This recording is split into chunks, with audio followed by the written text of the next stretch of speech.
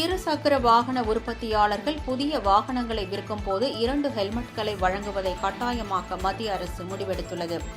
மத்திய அரசு வெளியிட்டுள்ள அறிவிப்பின்படி அதிகாரப்பூர்வ அரசிதழில் வெளியிடப்பட்ட 3 மாதங்களுக்குள் இந்த விதி நடைமுறைக்கு வரும் என்றும், ஓட்டுநர் மற்றும் பின்னால் அமர்ந்து பயணிக்கும் இருவரும் பாதுகாப்பாக இருப்பதை உறுதி செய்வதே இதன் நோக்கம் என்றும் தெரிவிக்கப்பட்டுள்ளது.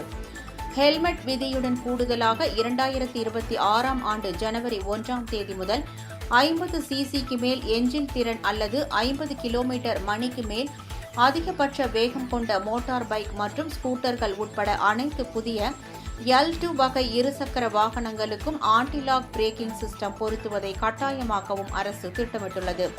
இந்த ABS திடீர் பிரேக்கிங்கின் போது வாகனத்தின் கட்டுப்பாட்டை மேம்படுத்தி சறுக்குவதை தடுக்கும். இந்த முன்மொழியப்பட்ட விதிகள் குறித்து தற்போது பொதுமக்கள் கருத்துக்கள் வரவேற்கப்படுவதாக தகவல் வெளியாகியுள்ளது.